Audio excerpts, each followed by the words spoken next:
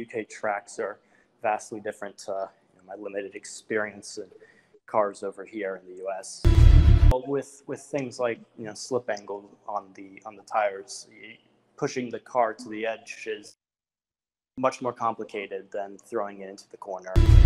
You never know who's going to win the race in IndyCar. It could be someone from 15th position. Colin Herta is definitely my favorite driver on the grid. I look up to him. I might be making this up, but am I right in thinking in IndyCar they don't have power steering? I can't remember. Maybe No. I've dreamt that. No, they don't. Right. Yeah. So I think it's the best avenue for me, in order to make it to IndyCar. So it's a gamble for someone sponsoring a junior category driver.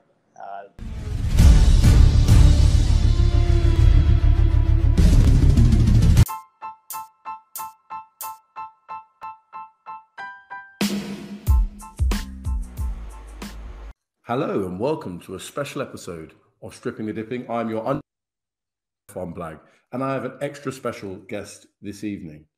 We have a guy that in his teenage years has already achieved more than many of us could ever dream in Formula One. So he is the reigning national Formula 4 Triple Crown champion, having won at not just Silverstone, not just Brands Hatch, but also at Donington Park. And as we go into 2023, he's been selected by Fortec Motorsport to race in the GB4 Championship. So without further ado, I cannot wait to get into it with Colin Queen. Hello, Colin. Welcome to the show. Hey, Blag. Yeah, it's good having me on. So thank you so much. Let's get down to it because I'm obsessed with the fountain of youth, right? I talk about age a bit too much, but you have achieved your achievements have surpassed your years. When did you first put your right foot down and plant the power? Yeah, well, it started on my 7th birthday, actually. Well, before that, really. My parents have always been avid motorsports fans, and when I was 4 years old, they used to plop me down in the seat and have me watch all the V8 supercar races and F1 car, NASCAR, you name it, everything. And I got amazing. Are you still there, Colin, or have I gone? Can you hear me? Oh, perfect. So, because even though you've had a lot of success on this side of the pond in the UK, many people could tell your accent isn't native of Northamptonshire. So, where do you hail from, Colin? Yeah, well, originally I'm from Southern California, born and raised. And about a year and a half ago, my family and I moved to West Palm Beach, Florida, and which I'm currently at right now. And it's been really good, but I definitely miss the Southern California lifestyle a bit. But I've been living in the UK more than I have in Florida, so I'm more in that environment, and I've been able to Amazing. So you've talked about your first experiences watching the V8 supercars, IndyCar, F1, NASCAR. Do you have any sort of vivid image, a particular driver, a particular car that you can remember from that era?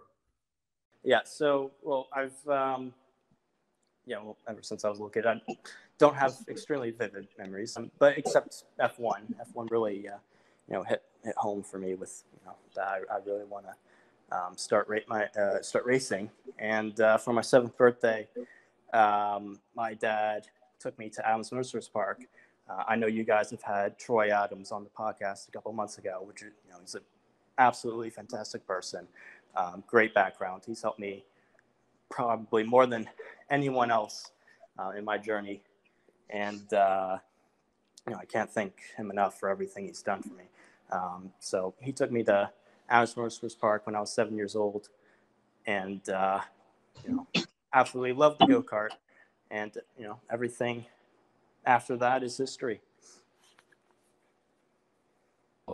You're making history as you go through. So what's really fascinating is we've talked to quite a few sort of drivers from the US. Yourself, we've talked to Miles Rowe. We've talked to a couple of female drivers who've been in the W Series and in the midget cars as well. And of course, we talked to Mario Andretti. But you've taken the route to come to Europe. So tell us a little bit about, before you came to Europe, sort of what you got into the karts at 7. What did you do? And then when was it that you decided, okay, no, I'm going to move to Northamptonshire and the cold weather? Yeah, well, the first time I came to Europe was back in 2014 during the Rock Cup final and in Italy. I got that through a really lucky prize at the SCUSA, my first year in the SCUSA championship, and in karts when I was in cadets. And that opened up a huge perspective for my parents and myself.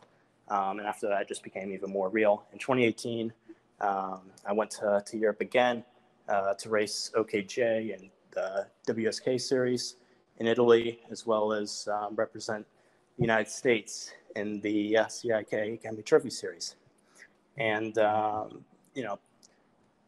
when I really wanted to start cars, I actually was going to run over here in the U.S. But ever since COVID hit, our plans have changed dramatically, and it gave us more time to really think about, where we should go, where I should start, my car career. And that was with Low Dempsey Racing in the UK and Formula Ford. And that has probably been the best decision we've ever made. Formula Ford's just an incredible series. I've learned so much from it. I've had really good success this year in it. And I think it's a great stepping stone for, F4 and beyond. Looks that way. I mean, looking at your record, so correct me if I'm wrong, the first year you came over, you placed 8th in the standings. And then this year, just finishing, you won the Triple Crown, you came 2nd in the overall standings. I mean, I always worry when sort of drivers are coming from other countries that they've got to learn the tracks and that we need to give them time. But you seem to have settled in really well. What would you put that down to? Yeah, well, a lot of training at that. The UK tracks are vastly different to my limited experience in cars over here in the US. I think I've always been good at picking up tracks quickly. And, it's definitely helped in the UK, learning tracks like Snetterton, which is, one of the most technical tracks I've ever driven. Anglesey and Knockhill and Silverstone, all of those tracks I've been able to pick up quickly, and a lot of time on the simulator has helped with that as well. The simulator must be sort of a godsend and something that may not have existed even a decade ago. Which of the UK tracks would you say has been your favorite so far? That's quite a hard one. I've had a lot of memorable experiences at pretty much every track. If I were to sum it up, I would say Snetterton is my most favorite. I love technical circuits, especially long ones, and I've been able to flow with that track really easily, and I've had good pace, good success there, and really just me personally, it's just a perfect track. I should employ you in the marketing department for Snetterton. Yeah. I think I've driven past it on the way to a holiday, and always wanted to go in. So you've been in Formula Ford for the last couple of years, and obviously won that Triple Crown this series. You're looking to go into GB4, the GB4 Championship. Can you tell our listeners what that's all about? Yeah, well, the GB4 Championship is quite new. It just finished its first season this year, and I'm an avid believer in what Jonathan Palmer is doing with GB4 and GB3 series. It's definitely going to pick up pace next year, and it was, out of all the options, it was the best choice for us. Fortec, being the team they are, that it's just incredible to work with. Going to the shootout, winning the prize money, working with them was great, and I think it was quite an easy decision to make. And it's good to know this early what we're doing next year instead of, over the past 2 years having to scramble last second, see what we're, when we're flying out, where we're living and everything. I mean, Fortec have had some big names. I mean, I'm looking at it here, and you've had sort of Juan Pablo Montoya, Mike Conway, Heikki Kovalainen. We're adding you to that list as we follow your career.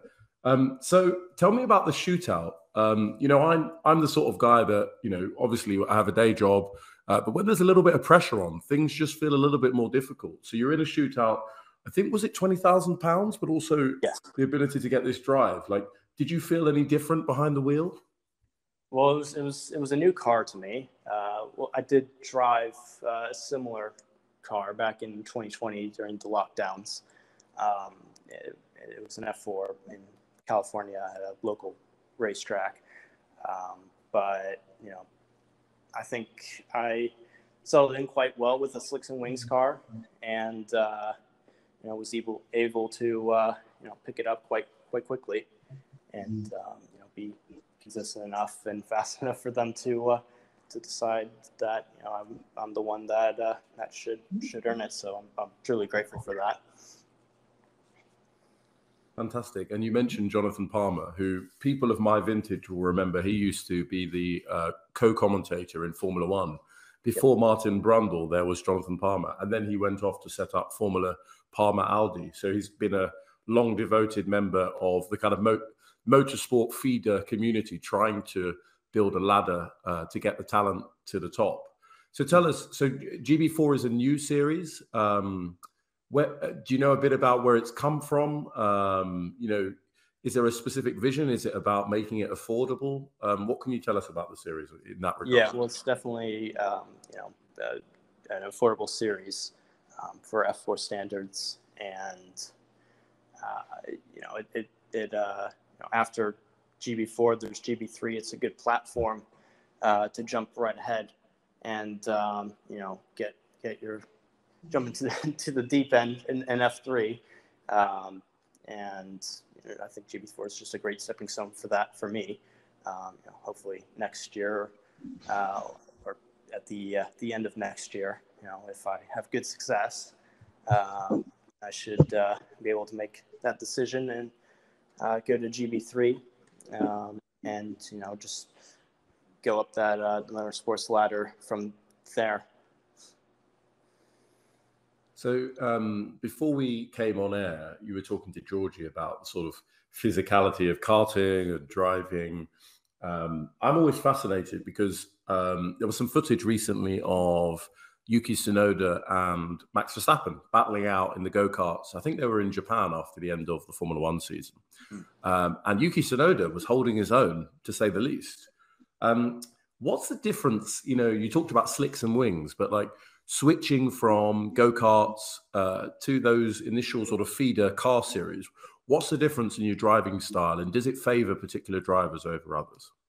Yeah, well, it was quite an easy switch from karts to the Formula Ford. With that, you get semi-slicks tires, no aero, no downforce, and you're basically chucking the car into the corner and trying to keep the minimum speed as high as possible, without just trying to and using as little positive steering angle as possible. And that's what I've learned from go-karts. And I think going to a Slicks and Wings, it's a bit harder. After another test with Fortec, I was just trying to pick up those little pieces of what I should be doing better, especially in high-speed corners and everything. But I've been able to adapt to that pretty quick. I think the team's happy with how I'm doing. So, yeah, I think going into next year should be good. But the karts, it's much more physical than any car I would say I've ever driven, especially Formula Ford. The G loads on your neck and forearms are immense. there's almost no physicality in Formula Ford. So, my training program for F4's changed dramatically with that. So hopefully by February, I will, gain a couple pounds in muscle and be able to go. That's a key distinction, because I think most of us are going to gain a couple pounds over the next few weeks as we go through Christmas. But yeah, important that it's muscle. Thinking about the move to slicks and wings cars as you described them, I was listening to one of our sort of peer podcasts. There are some guys who host a podcast called Slow Pit Stop, and they had a woman called Bianca Bustamante, who is in the W Series. I think she comes from the Philippines. And she was describing in certain corners, you actually drive faster. It's kind of counterintuitive. If you've come up from karts, there's more grip if you drive faster in the corner. I don't know if that's right, or could you describe a little bit what the adjustments you've had to make, or you will have to make as you go into F4 equivalent cars? Yeah, well, with things like slip angle on the tires, pushing the car to the edge is much more complicated than throwing it into the corner and trying to go as fast as possible and keep your minimum speed up all the way around. In the slicks and wings car, you can't do that, and you have to be as smooth as possible going to the corner with a little bit less speed, and pick up the throttle earlier, so you get that little bit extra downforce throughout the corner, and have the car stable throughout. That's definitely one of the biggest challenges I'm facing at the moment, coming from Formula Ford. But hopefully, the last test I did was much better, so I should be able to be good with that.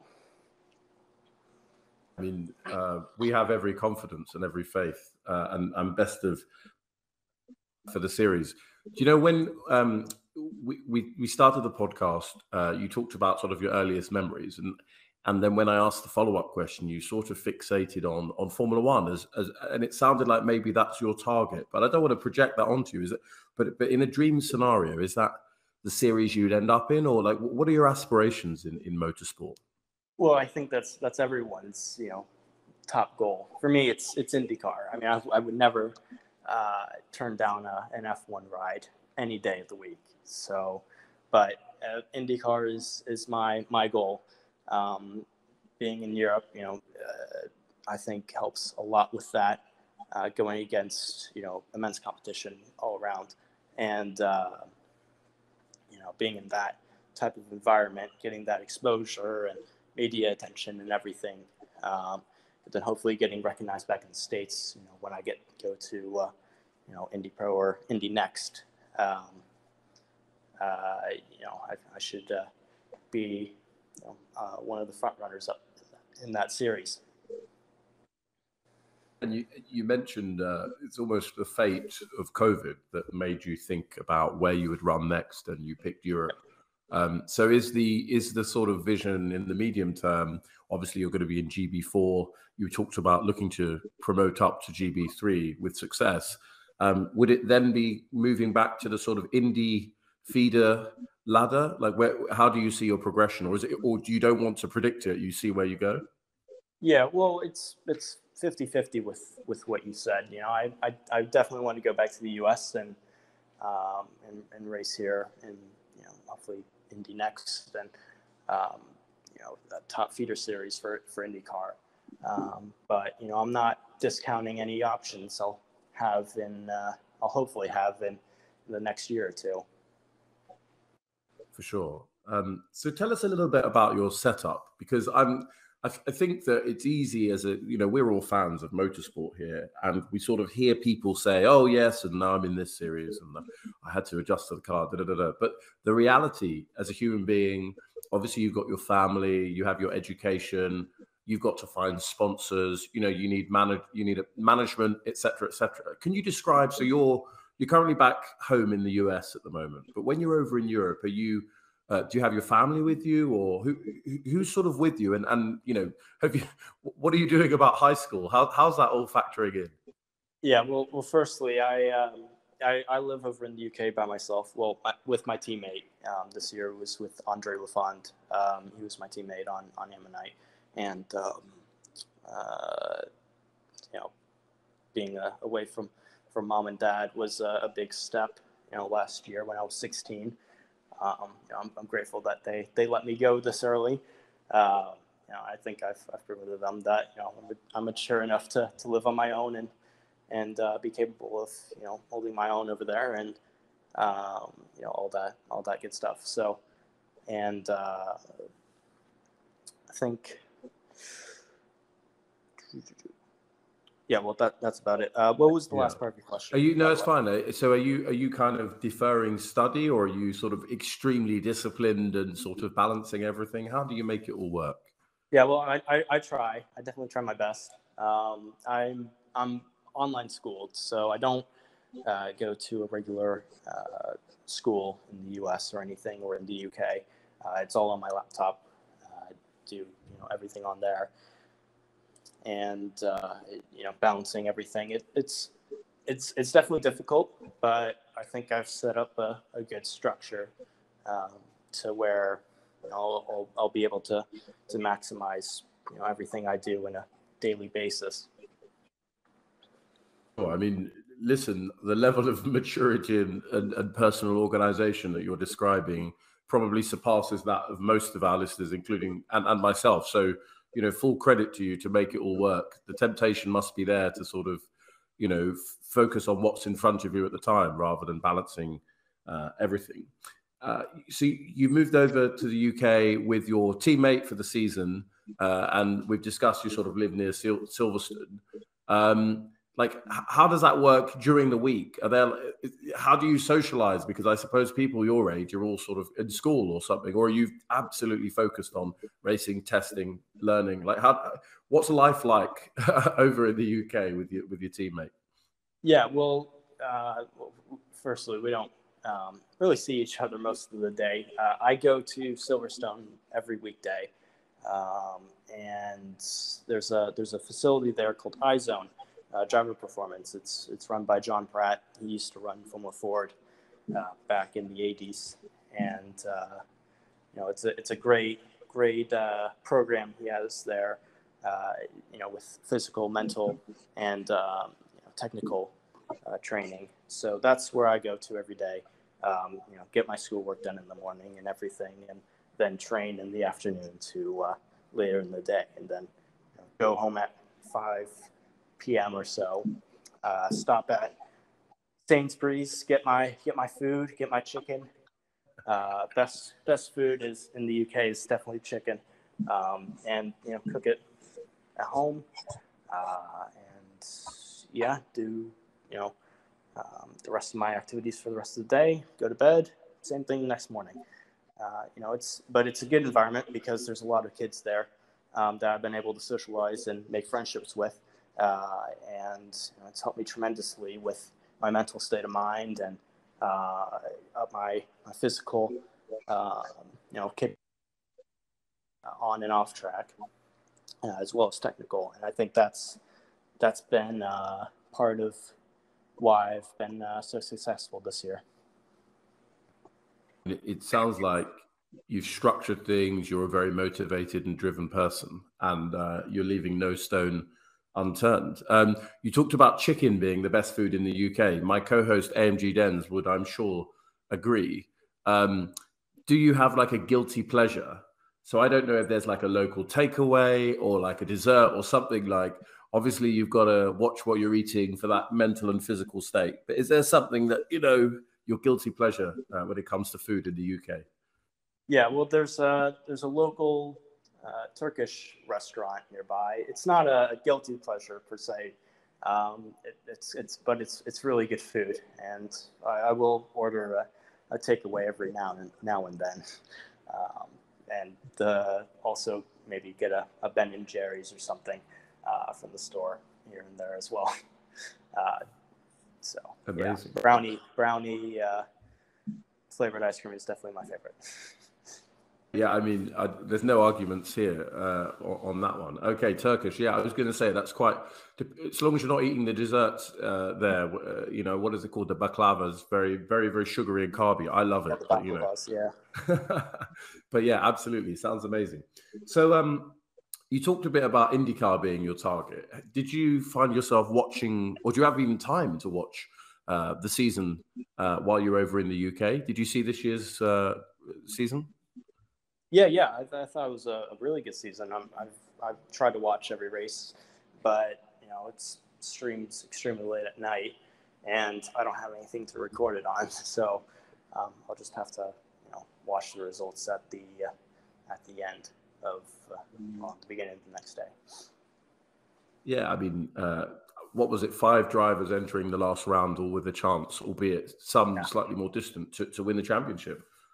And presumably, you sort of I'm sure you watch Formula One. Like, what would you see as like the key differences between F1 and IndyCar in the sense that you can get 5 drivers vying for the championship up to the last round? Is it the fact it's largely a sort of spec series, or what makes the racing so close in IndyCar?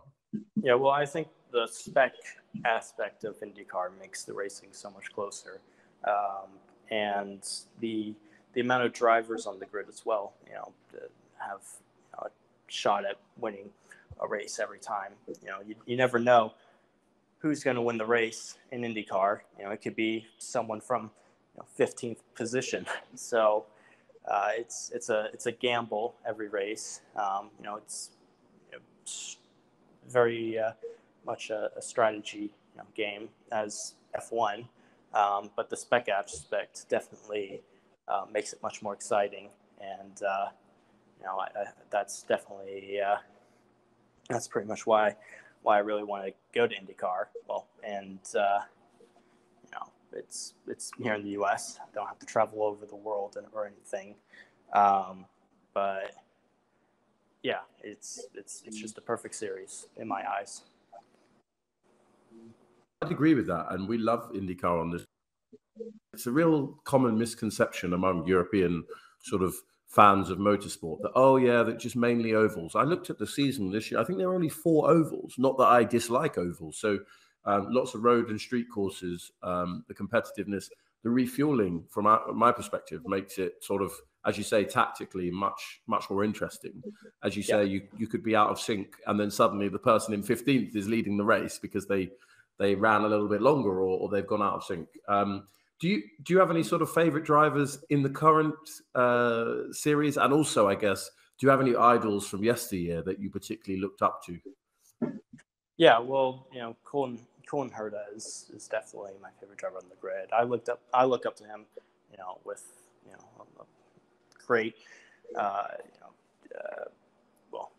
how do you say it?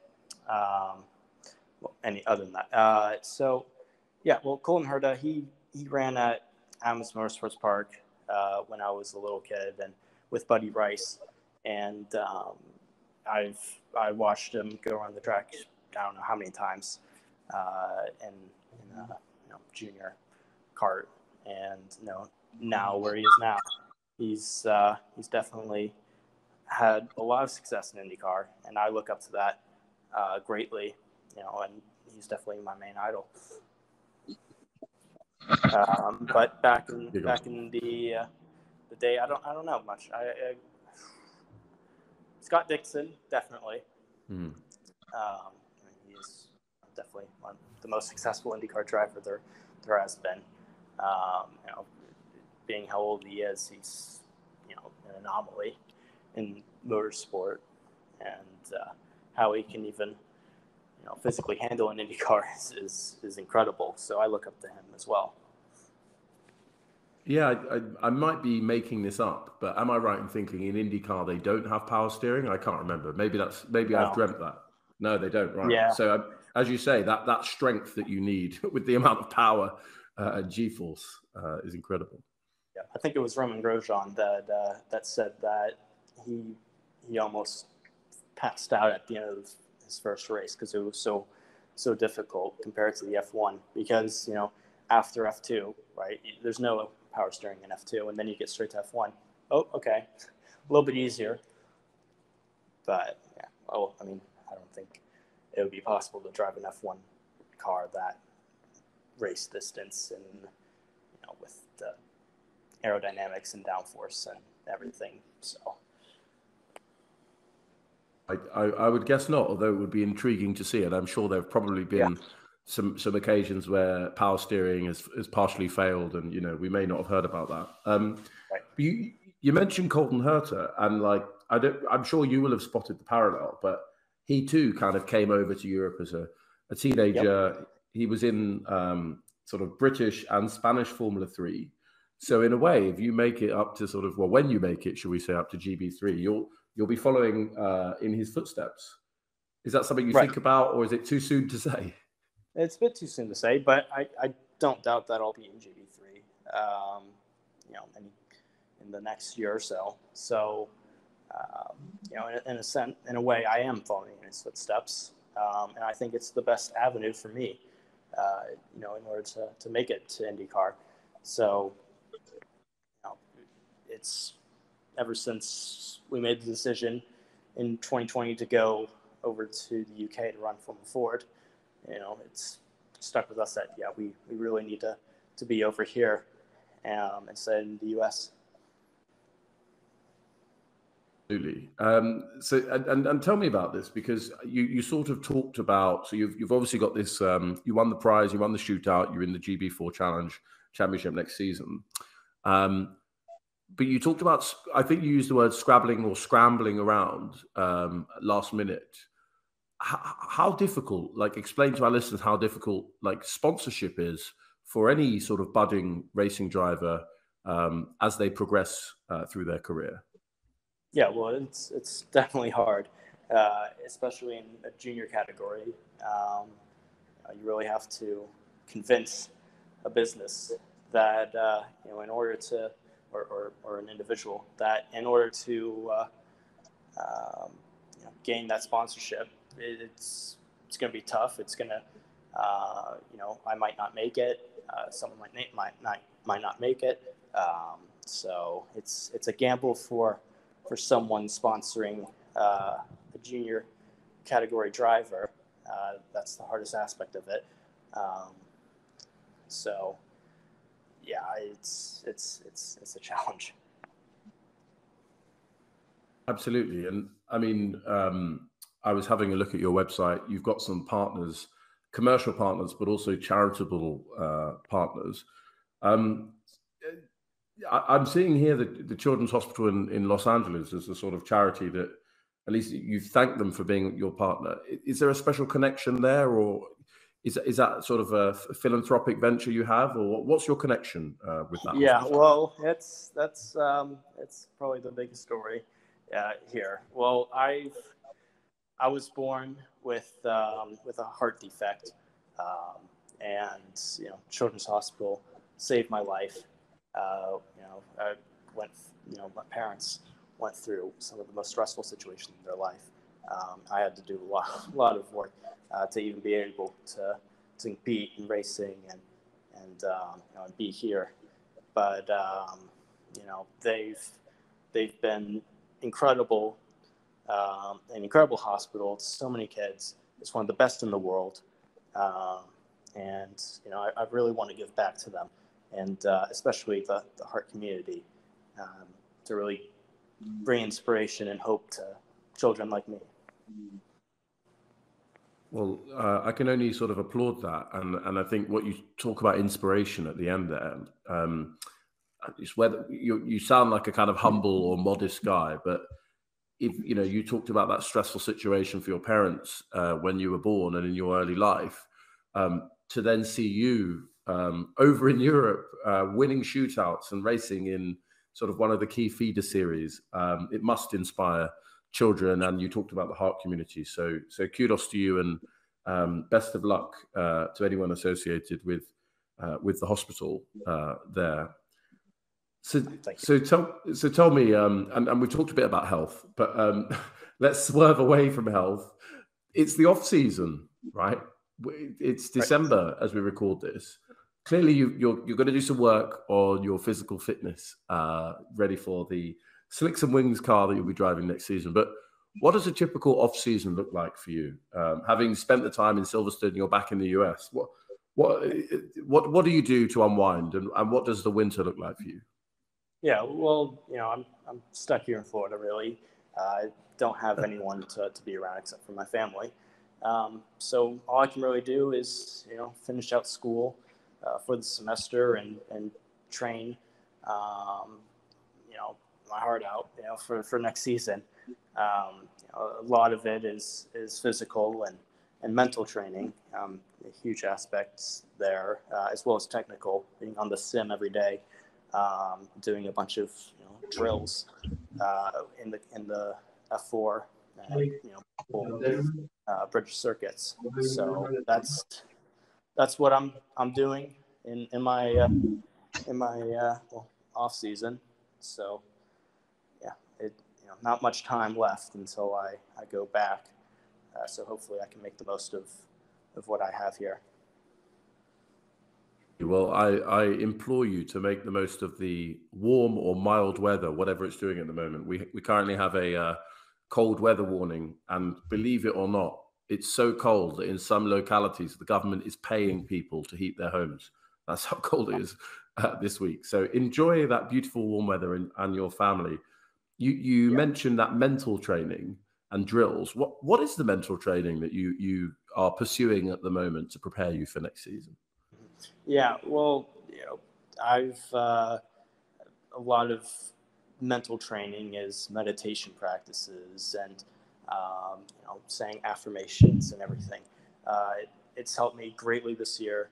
iZone has introduced me to that whole lifestyle, and I've been hooked on it ever since. So yeah, it's pretty hard to get into at first, but I think now I'm much better at it, and getting a bit closer to Buddha level.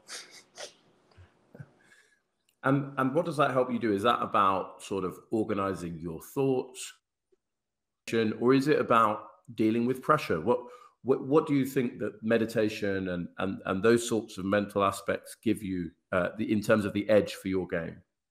Yeah, well, it's all aspects of everyday life and motorsport. Whatever you do, it's helpful for everything.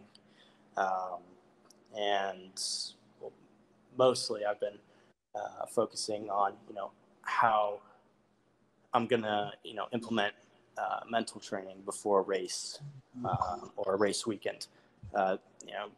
Getting into the zone before a race is crucial in order for anyone to do well in anything.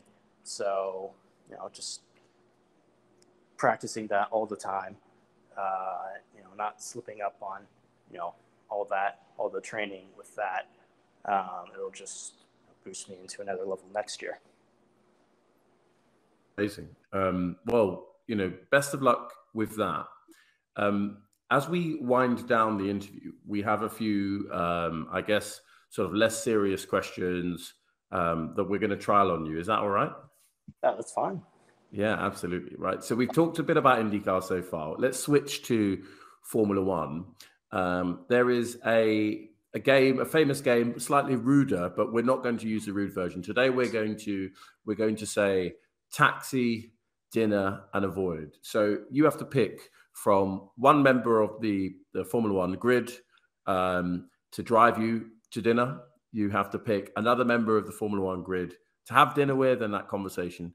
And then, and this is the controversial one, you have to pick one member of the Formula One grid that unfortunately you're going to avoid for whatever reason. So tell us, taxi, dinner, avoid, who are your picks, Mr. Queen? Okay. Definitely for taxi. Well, that's a hard one. I think it would have to be definitely Lando Norris. He's off of other people that have told me about his personality and everything. He'd be a good taxi driver, obey the laws and everything, but still go a bit quick, and just have a good conversation with. For dinner, I think Lewis Hamilton. He's definitely, a type of person that you can have a very in-depth conversation with, and also, laugh and joke around. Then to avoid, I would say Valtteri Bottas. Sorry, it's just a bit the Finnish people. I've dealt with a couple of Finnish people in my life, and they're a bit, mellow and not too upbeat. So, I mean, Valtteri Bottas eats a lot of porridge and drinks a lot of coffee and espresso. So, I'm sure he's more upbeat than your average Finn. But, I'm sure he won't take too much offense to your diplomatic answer. Don't like porridge or coffee either. Oh, no. Okay. Well, there we are. Coffee, you will, as you age and your brain needs a kickstart in the morning, I'm sure coffee will become a crutch. I'm sure it will. Okay. Right. The next game of 3. You are the team principal. You have a time machine, so you can pick a driver from any era. You need to pick a driver lineup to drive for your team. You need 2 drivers. So the rules are basically any driver from any era or 2 drivers from any era. Who would you pick? Why? And also thinking about the pairing, how they'd work together. So who would you pick in your team? Well, I definitely have to go with both Mika Hakkinen and Michael Schumacher. One of the all-time greats. Perfect lineup. Great people, incredible drivers. Both extremely consistent and aggressive.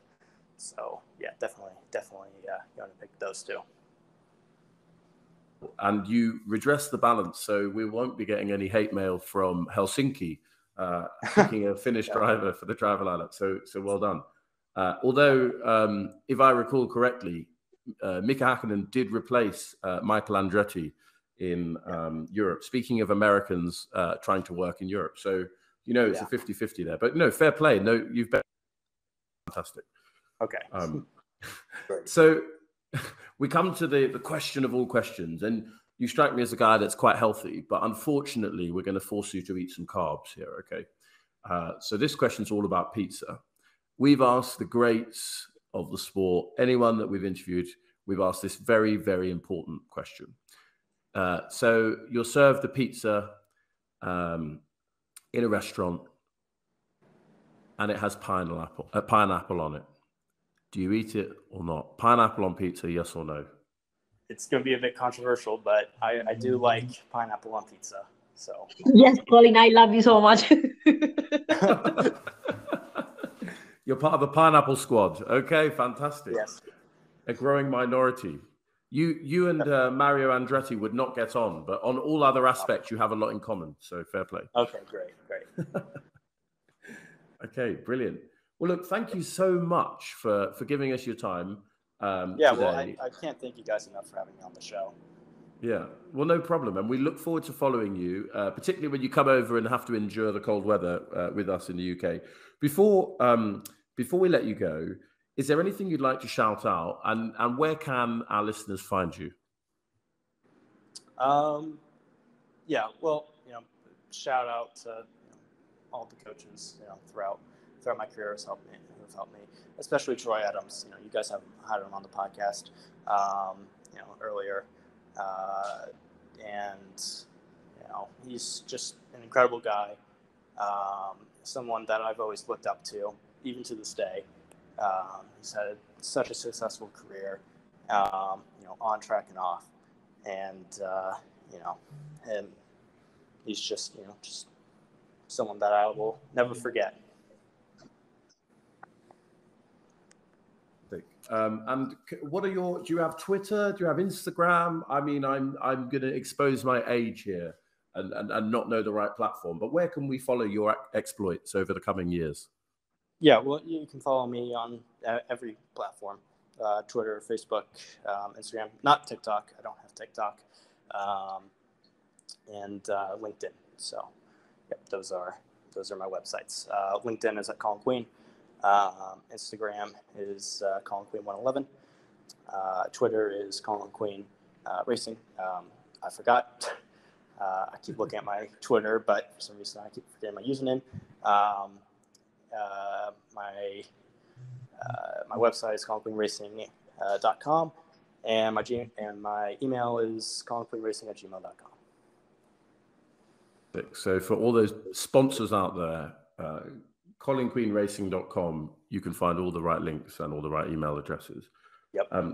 Colin, it's been an absolute pleasure. Before you go, your story, and I know it's patronizing to say, but at a tender age, what you've done, you moving to Europe on your own or with your teammate, being such an ambassador and flying the flag for the Children's Hospital of Los Angeles, the success you've already had on circuits that you sort of are still quite new to, and the success that I'm sure is still to come. It's been an absolute privilege talking to you, Colin. I really appreciate it.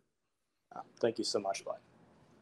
Fantastic. Well, look, guys, what a fantastic conversation. We hope to have Colin back. We hope to track his success. Not we hope. We know we're going to track his success over the coming years. And then ride his coattails straight into IndyCar. And we expect paddock passes at Laguna Seca, I'm sure. This has been your unusual co-host, F1 Blag, joined by the fantastic and high potential Colin Queen. We look forward to joining you, for you joining us next time. Give us a review where you listen to us.